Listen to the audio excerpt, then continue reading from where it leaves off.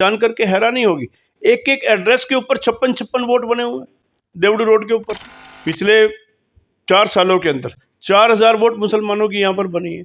आधार card कहाँ के लगे हुए हैं? उत्तर प्रदेश के लगे हुए हैं। किसने बनवाए हैं? क्यों बन? देवीदास जी के समय से उठा करके देख ले, मुख्तार सिंह मलिक के समय से उठा करके देख ले, जिन लोगों ने काम नहीं किया उसको हराने का भी काम। विधायक बनते हैं या मेयर बनते हैं, उनको कल्पना ही नहीं है कि भी सोनीपत का हमने करना क्या। इस 1 साल के टाइम में मेरे से काम लो, और अगर मेरे कामों से आप संतुष्ट नहीं हो तो मुझे हरा देना। मैं तो खुद कह रहा हूँ। इस बार असफलता हाथ लगी है और मार्केट में जो है चीजें आती हैं कि भाई पैसा बहुत है बत्रा जी के पास, अब तीसरी बार फिर इलेक्शन में जो है आ गए हैं, तो इस चीज का क्या जवाब आप? मुझे एग्जाम भी एक हाथ में हथकड़ी, एक हाथ से एग्जाम देना पड़ा, और साथ में एक पुलिस वाला भी बैठा के सलाह दे चुके हैं पंचकुला की तर्ज पर जो है सोनीपत का विकास कर। करंट में एक हमारे पार्षद थे बीजेपी के, वलेचा जी, शायद आपने नाम भी सुना। पंजाब तो अगर मैं काम नहीं करता हूँ तो जनता ने मुझे उतार ही देना चाहिए।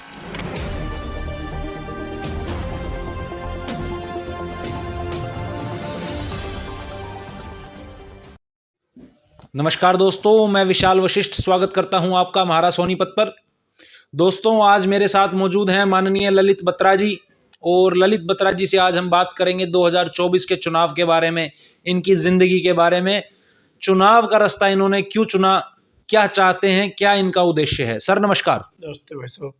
कैसे हैं सर आप? बहुत अच्छा हूँ।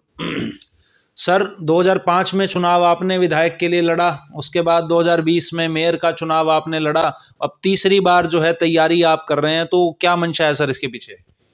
देखिए, मंशा तो एक राजनीतिक कार्यकर्ता की जो होती है वही मेरी मंशा है कि इस बार जो चुनाव लड़ा मेयर का, उसमें सोनीपत की जनता ने बहुत बड़ा आशीर्वाद देने का मुझे काम किया। 59,800 वोट मेरी आई, और मुझे लगता है कि भाई मुझे जो एक मेरा सपना था सोनीपत को बनाने के बारे में, उस सपने को पूरा करने का माध्यम जो है, अगर मेयर नहीं बन पाया तो विधायक बन के भी किया जा सकता है। तो इसीलिए मैं जनता की सेवा में लगा हूँ, क्योंकि उस समय लोगों की एक ही बात आती थी कि आपने समय बहुत कम दिया, समय बहुत कम दिया। अगर उस समय लोग कहते थे कि 1 महीना और दिया होता तो शायद आप मेयर बन जाते। तो उसी दिन से फिर मैंने प्रण करके और मैं निकला हूँ, जनता की सेवा का उद्देश्य लेकर के राजनीति में हूँ। सर एक तरह से कह सकते हैं 2 बार असफलता हाथ लगी है, और मार्केट में जो है चीज़ें आती हैं कि भाई पैसा बहुत है बत्रा जी के पास, अब तीसरी बार फिर इलेक्शन में जो है आ गए हैं, तो इस चीज़ का क्या जवाब आप देंगे? देखिए, पैसे की जहाँ तक बात है, भगवान की कृपा से हमारा परिवार संपन्न परिवार रहा है शुरू से, और सोनीपत में ठीक-ठाक, जब लोगों के पास कुछ नहीं था तो उस समय हमारी व्यवस्था ठीक-ठाक थी। तो इसलिए पैसा कोई अनाप-शनाप हमने गलत तरीके से नहीं कमाया है। मेहनत करके अपना काम करते हैं। आज भी मेरा बेटा जो है 3 भट्ठे लगा करके सुबह जा कर के रात को आता है, मेहनत करता है, और मेहनत की कमाई हमारी है, और वो जनता की सेवा में हमें लगाने में आनंद भी आ रहा है। एक सर आपका इंटरव्यू वायरल हुआ और वो वीडियो वायरल हुई कि भाई 9वीं क्लास में जो है मर्डर और इस तरह की हथकड़ी, वो क्या किस्सा था सर, एक बार आप बताएं। सर, कोई मर्डर नहीं हुआ, कोई कुछ नहीं। मैं राष्ट्रीय स्वयंसेवक संघ का बाल्यकाल से स्वयंसेवक हूँ, और तीसरी पीढ़ी हमारी राष्ट्रीय स्वयंसेवक संघ में है। हमारे पिताजी जब पाकिस्तान से आए तो उस समय राष्ट्रीय स्वयंसेवक संघ के कार्यकर्ता थे। जिन 5 लोगों ने सोनीपत में आकर के संघ की शाखा शुरू की, उन 5 लोगों में हमारे पिताजी का नाम था। तो संघ के संस्कार होने के कारण से जब इमरजेंसी 1975 के अंदर इमरजेंसी इंदिरा गांधी ने लगाई, तो संघ संगठन ने ये तय किया कि संघ के कार्यकर्ता जो हैं वो सत्याग्रह करके जेल को भरेंगे। तो उस निमित्त मुझे जेल में जाना पड़ा, और जेल में भी 9वीं क्लास में मैं पढ़ता था, सबसे छोटा था। एक बालक और था मेरे साथ का, रमेश, उसकी अभी देहांत हुआ है कुछ समय पहले। तो हम 2 बच्चे जो थे वो रोहतक जेल में थे। सोनीपत में उस समय जेल नहीं होती थी, और हथकड़ी भी जो थी हमारे बाजू, क्योंकि 9th क्लास के बच्चे की बड़ी कमज़ोर होती है, तो वो निकल जाती थी, तो उसको यहाँ लगाने के बजाय यहाँ लगा करके हमें, यहाँ पर जब हम तारीख पर आते थे तो यहाँ आते थे। फिर दूसरा 9वीं क्लास का मुझे एग्ज़ाम भी एक हाथ में हथकड़ी, एक हाथ से एग्ज़ाम देना पड़ा, और साथ में एक पुलिस वाला भी बैठा के भाई हथकड़ी लगी हुई थी। तो ये मेरा जीवन की शुरुआत कह लें, पर उस समय हमें ये कल्पना नहीं थी कि मैं राजनीति में जाऊँगा। उस समय तो केवल एक राष्ट्रभक्ति की भावना दिल में थी, संघ की शाखा का मैं स्वयंसेवक था। तो मेरे दिल में एक जज़्बात था कि देश के लिए हमें कुछ करना चाहिए।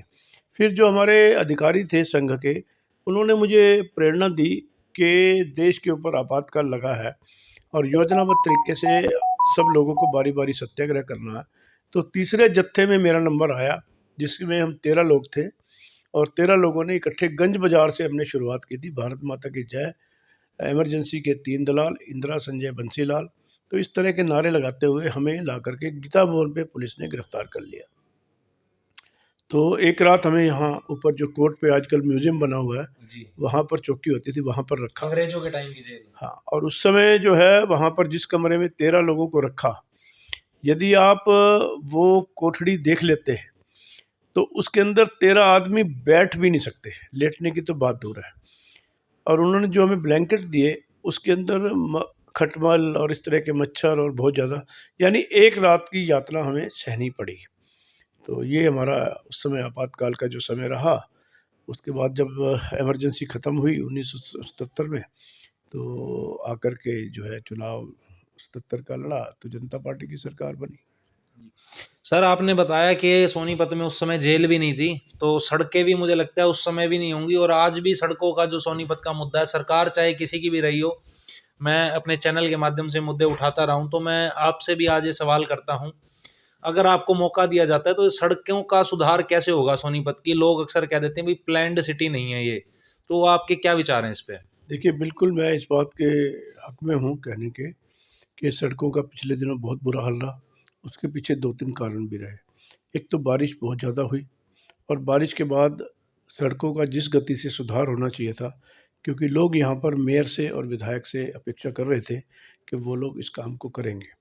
तो जब हमने देखा कि वो लोग इस काम को करने में सक्षम नहीं हैं, तो बीड़ा एमपी साहब ने और मैंने मिल कर के उठाया और जितनी भी सड़कें थी, माननीय मुख्यमंत्री जी के संज्ञान में ला कर के, और हमने उस काम को करने का पूरा प्रयास किया और जिसका परिणाम अब दिख भी रहा है कि सड़कें बहुत तीव्र गति से बन भी रही हैं। ये जो आईटीआई पुल वाला मामला था, 1 महीना पहले उनका जो वहाँ पर धरना था, उसके अंदर मुझे बुलाया गया।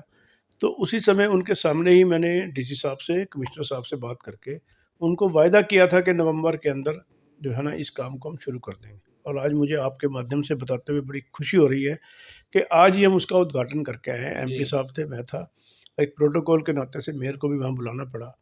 तो हमने वहाँ पर वो सड़क आज उसका उद्घाटन कर दिया है, उसकी शुरुआत हो जाएगी। और 30 नवंबर का मैंने उनको समय दिया था, तो अभी तो नवंबर में 30 नवंबर में 4-5 दिन बाकी हैं। तो मुझे बड़ी खुशी हो रही है कि मैं अपने वादा जो मैंने किया था, देखिए लोग मेरे बारे में एक बात तो कहते हैं, आपने भी सुनी होगी मार्केट में, मैं अपनी बढ़ाई नहीं कर रहा हूँ, कि मैं जो काम हो सकता है उसी की हाँ भरता हूँ, जो नहीं होता उसको मैं मना भी कर देता हूँ। जबकि मैंने ये देखा है कि हर पॉलिटिशियन की इच्छा होती है ना, तो वो किसी को करते ही नहीं। करते नहीं है। पर जी, मैं स्पष्ट मना भी कर देता हूँ बिना इस लाग लपेट के कि आगे चुनाव में ये मेरा नुकसान भी कर सकता है।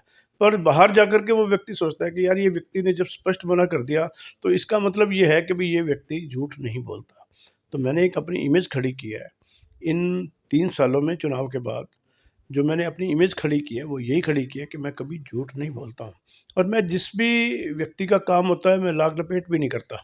मान लीजिए आप मेरे ऑफ़िस में आइए, आप बैठ कर के 2 घंटे देखिए कि जो भी कार्यकर्ता या जो भी व्यक्ति यहाँ पर आता है, पहली बात तो मैं उसके उसकी जात नहीं पूछता। फिर ये नहीं पूछता कि वो कौन-सी पार्टी से बिलॉन्ग करता है, कहाँ से आया, हमारी विधानसभा का है भी कि नहीं है। जो व्यक्ति आया उसका जो संभव काम होता है प्रयास करने का मैं करता हूँ और लगभग 90% काम हो भी जाते हैं। तो इस बात की मुझे अपने आप से एक आत्मिक संतुष्टि भी है कि मैं ये काम सब कर लेता हूँ। जी। तो सर जनता में जो लोग नए हैं, जो भी नए वोटर हैं, जो आपको पुराना नहीं जानते, तो एक बार एक हम इंट्रो के तौर पे जो है आपकी पर्सनल जानकारी चाहेंगे कि ललित बत्रा कौन है? सर सोनीपत में ही आपका जन्म ये स्थान है? 1960 में मेरा जन्म हुआ, 21 फरवरी को। जी, उसके बाद से मेरी बाल्यकाल की पढ़ाई भी यहीं सोनीपत की है, कॉलेजिंग भी मेरी यहीं की हुई है। शुरू से ही संघ से जुड़ा हुआ हूँ मैं। उसके कारण से एबीपी में भी शुरू में मैं रहा। उसके बाद 2005 में पार्टी ने चुनाव लड़ा दिया, जबकि उस समय मेरा कोई अस्तित्व नहीं था, जानकारी नहीं थी। एक इंट्रोडक्शन देने के लिए मुझे पार्टी ने उतारा था। उसके बाद 2009 में राजीव जैन जी आ गए, तो उनको पार्टी ने आज़माना ठीक समझा। तो फिर वो विधायक भी बन गए। विधायक बनने के बाद दूसरी बार, क्योंकि विधायकों को सबको टिकट दी थी, तो उनको स्वाभाविक टिकट देनी थी। जी, तो फिर वो मंत्री भी बन गए। तो अब 34,000 से हारे हैं, पार्टी ने मुझे टिकट दी है और मैं मेयर का चुनाव जो है बहुत थोड़े से मार्जिन से, और ऐसे क्रूशल समय में जबकि किसान आंदोलन सिर पर था, और जी किसान आंदोलन के साथ लगते हुए जितने गांव थे वहां से मैं हारा हूँ। सोनीपत विधानसभा जो है वहां से तो मैं जीत करके आया हूँ। जी। सर घर पे कौन कौन है आपके? देखिए, मेरी श्रीमती जी हैं, एक बेटा है, एक बेटी है, और दोनों के उनके बच्चे भी हैं। सामूहिक हमारा परिवार है। बेटी मेरी मैरिड है, वो पानीपत मैरिड है उसकी, और मेरी सिस्टर्स हैं, मेरे भाई हैं, सब अपने अपने परिवारों में सब संतुष्ट हैं। सर राजनीति से कोई संबंध रखता है परिवार में पहले से? नहीं सर, राजनीति से नहीं, राष्ट्रीय स्वयंसेवक संघ से हमारा परिवार पूरा का पूरा, मेरी मदर तक भी जो है राष्ट्रीय सेविका समिति की मेंबर रही, मेरी दोनों बहनें भी राष्ट्रीय सेविका समिति में रही, मेरे भाई ने भी संघ का ओटीसी कैंप किया हुआ है, मैंने भी द्वितीय वर्ष किया हुआ है संघ का। तो ये हमारा टोटल कोई परिवार सर है। दादा चाचा कोई इस तरह से राजनीति में कोई नहीं, रहा हो? राजनीति में नहीं, हमारे परिवार से कोई रहा। मेरी फर्स्ट एंट्री 2005 में हुई। ललित बत्रा जी ने बेड़ा उठाया कि मैं राजनीति में जाऊंगा? नहीं, देखिए, मैंने अपनी मर्जी से भी नहीं उठाया। एक बात और बता दूं, संगठन ने तय किया कि भाई मुझे राजनीति में जाना है, तो संगठन की इच्छा अनुरूप मैं 2005 में राजनीति में आया। सोनीपत के लिए आप सर क्या सपना देखते हैं? आज तक क्या आपको लगा है कि क्या कमी सोनीपत में रह गई जो किसी ने कभी ध्यान नहीं दिया, चाहे वो कांग्रेस की सरकार रही हो या बीजेपी की रही हो, या मेयर हो या विधायक हो या एमपी साहब हो? आपको ऐसे ही क्या कमी जो है लगती है सोनीपत में कि जो आपको लगता है मैं पूरी कर दूंगा इसे? देखो, मैं तो एक ही बात जानता हूँ कि सोनीपत का जिस तरह के विकास होना चाहिए था, वो विकास नहीं हुआ है। उसमें आप मेरे से ये भी प्रश्न कर सकते हैं कि जी आपकी विधायक रही, आपकी मंत्री रही, फिर भी विकास क्यों नहीं हुआ? स्वाभाविक लोग मेरे से करते भी हैं। तो देखो, मेरा तो एक ही कहना है, इस बात की रिप्लाई तो शायद वो ही बेहतर दे सकते हैं कि उन्होंने डेवलपमेंट ऐसी क्यों नहीं की कि जो होनी चाहिए थी। मैं इस बारे में कोई भी आपको उत्तर नहीं दूँगा। हाँ, उसके बाद से जब से मैं अब दोबारा चुनावी राजनीति में सक्रिय हुआ हूँ, तो मुझे लगता है कि जितने भी विधायक बनते हैं या मेयर बनते हैं, उनको कल्पना ही नहीं है कि भाई सोनीपत का हमने करना क्या है। फिर ठीक है, विधायक बन गए, विधायक बन कर के अपना विधानसभा में चले गए, और यहाँ पर आए तो लोगों के कार्यक्रमों में चले गए। पैसे की उन लोगों को कमी है नहीं, जा कर के चंदा दे आए, अपनी वाई-वाई करा ली। परंतु बेसिक जो धरातल पर काम करने का इशू विधायक को और मेयर को सोचना चाहिए। मुझे लगता है उनकी इच्छा शक्ति में बहुत कमी है, जो मैंने निकट के इन 4 सालों में देखा है, जब से हमारे विधायक बने हैं, मेयर बने हैं। उनको एक कल्पना ही नहीं है कि सोनीपत में हमने करना क्या है, सोनीपत में सुधार कैसे होगा। यानी मुझे कई बार बड़ी हैरानी होती है, सच बताता हूँ आपको, कि देखिए, जनता भी किस तरह से किसको चुन लेती है। मैं किसी पे कमेंट नहीं करना चाहता, पर मुझे बड़ा दुःख होता है कि इस बार का जो चुनाव था, यदि वो मेरे पक्ष में मतदान होकर के आता, तो मेरे दिमाग में जो एक कल्पना थी सोनीपत को बदलने की, उसको मैं पूरा करना चाहता था, जिसकी कि मुझे आज भी कमी खलती है। और उसी सपने को लेकर के मैं आगे 2000 अब जो 24 का चुनाव आ रहा है, उसके लिए तैयारी कर रहा हूँ। पार्टी मुझे आशीर्वाद देगी। देखिए, सबसे बड़ी बात हमारे यहाँ संगठन और पार्टी। संगठन पार्टी मुझे आशीर्वाद देगी तो निश्चित रूप से चुनाव इस बार मैं लड़ूँगा भी सही, और सोनीपत की जनता की भी जन-जन की आवाज़ है। आप सर्वे करवा के देख लेना कि भई इस बार जो है ना, यहाँ से विधानसभा में मेरे नाम की चर्चा आ जाती है।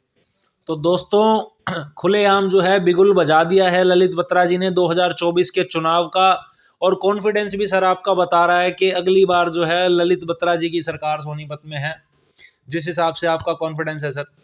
अब सर बात करते हैं जो प्रीवियस हमारे नेता हैं, आरोप लगते रहे हैं, चाहे उसके अंदर बीजेपी के हों या कांग्रेस के हों, तो ये आरोप सर जब गद्दी मिल जाती है एक, तो क्या अपने आप बदल जाती हैं नेता बनने के बाद चीज़ें, या क्या बदलाव आ जाता है? उसके बारे में आपका क्या विचार है? क्योंकि आपका तजुर्बा और उम्र दराज भी आप हैं, तो आप मेरे को लगता है बेहतर जवाब इस चीज़ का दे पाएंगे। देखिए, पहली बात तो ये है कि मैं नेगेटिविटी की बात कभी करता नहीं हूँ। आपको मेरे ऑफ़िस से भी जानकारी मिलेगी।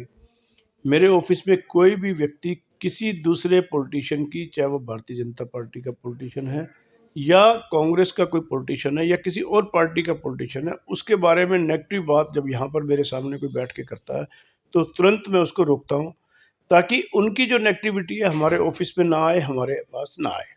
तो मैं नेगेटिविटी पे विश्वास नहीं रखता। उन्होंने क्यों नहीं किया तो वो भुगतेंगे।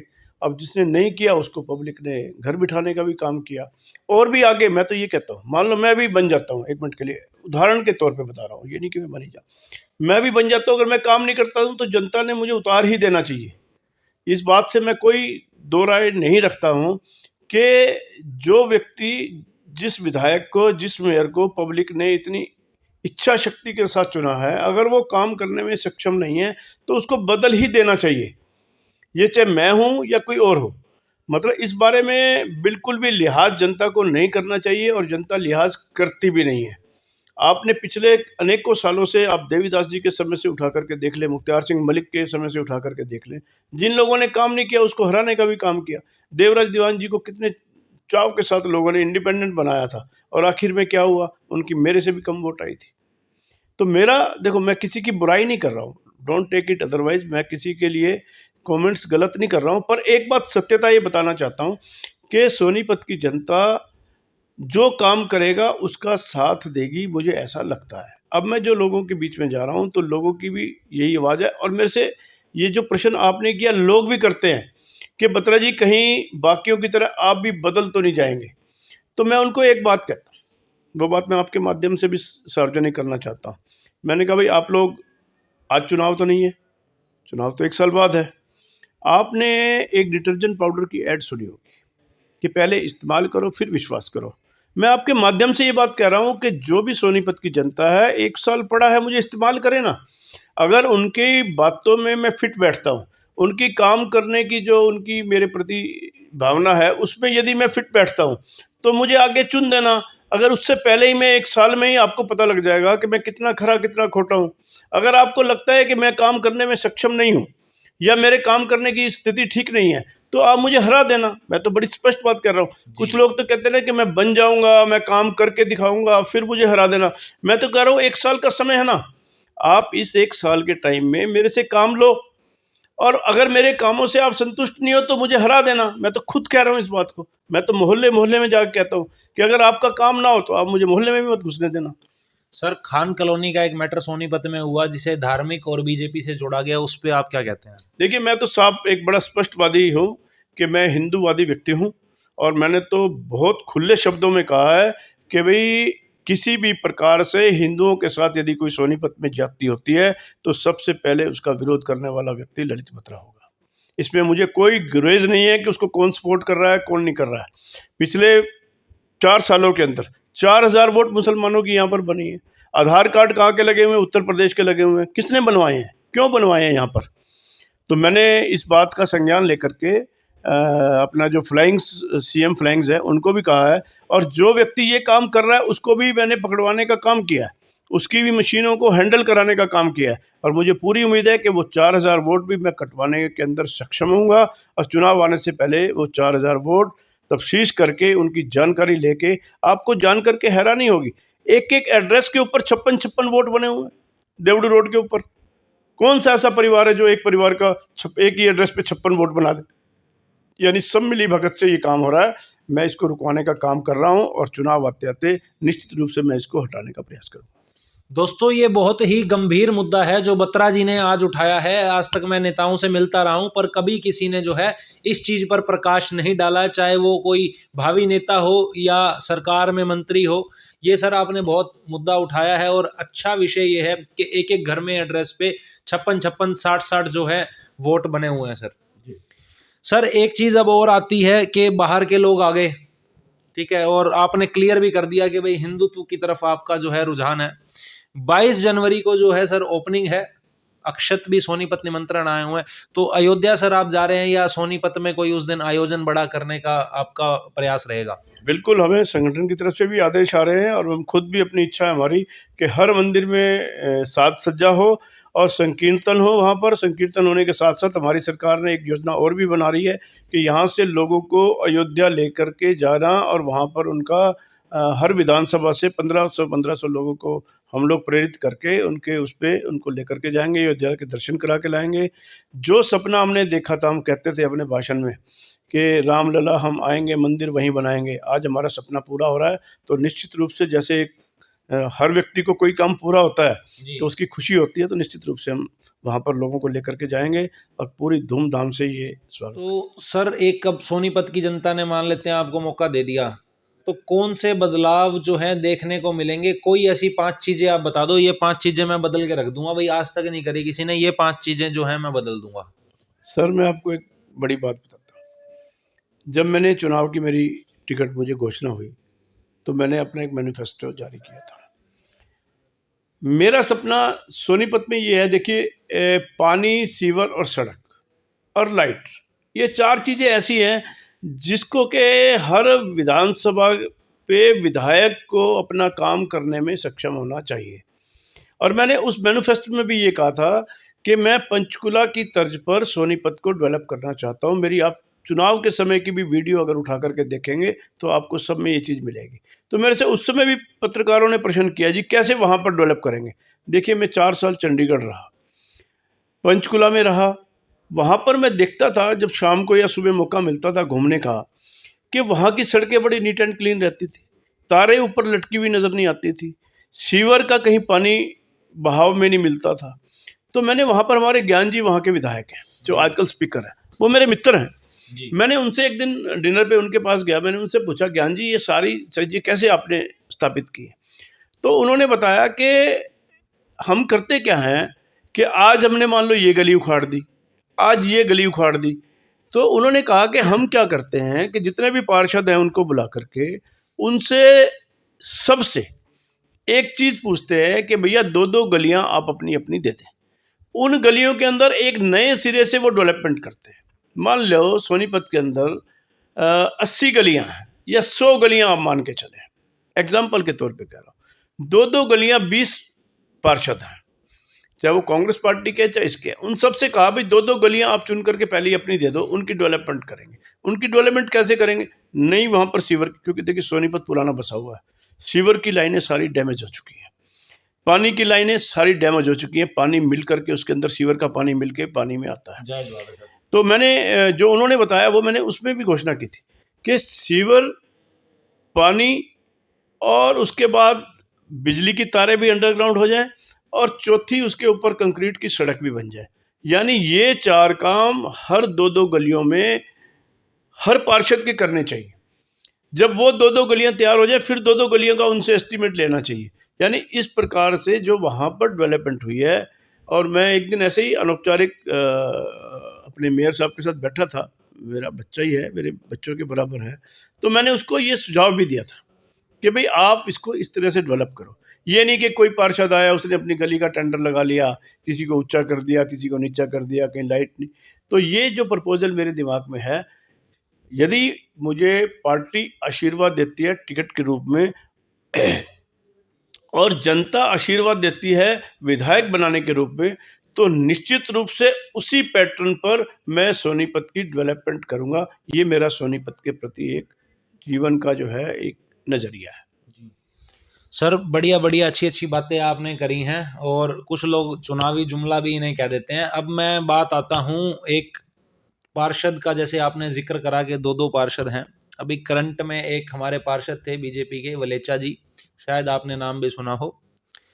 तो गली एक बन रही थी वहाँ पर, वो मुआयना करने भी नहीं आए थे और शिलान्यास करवाया उन्होंने, वही फोटो खिंचवाई। अक्सर ऐसा करते हैं नेता लोग।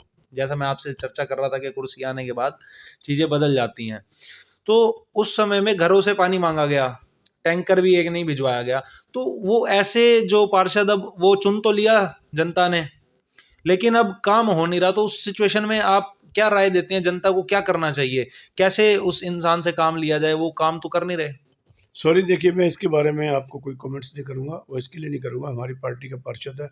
अगर वो गलत कर रहा है तो जनता उसको बता देगी कि उसने गलत किया है, ठीक करेगा तो लोग उसकी वाई करेंगे। ठीक है सर, बहुत ही स्पष्ट आपने उत्तर दिया है कि जनता को फैसला करना है। दोस्तों, ये थे ललित बत्रा जी, और इन्होंने बताया कि मेयर साहब को भी सलाह दे चुके हैं, पंचकुला की तर्ज पर जो है सोनीपत का विकास करेंगे। अब फैसला जनता के हाथ में है। दोस्तों, कमेंट करके अपनी राय जरूर दें। और सर, मैं धन्यवाद करता हूं, आपने हमें समय दिया, और आपसे जल्दी दोबारा मुलाकात भी हम करेंगे। सर, आपका बहुत बहुत धन्यवाद। मेरा सौभाग्य है कि आपने मुझे समय दिया और इस लायक समझा। इसका मतलब कहीं ना कहीं से आपके पास भी समाचार हैं, ठीक ठाक है। धन्यवाद सर।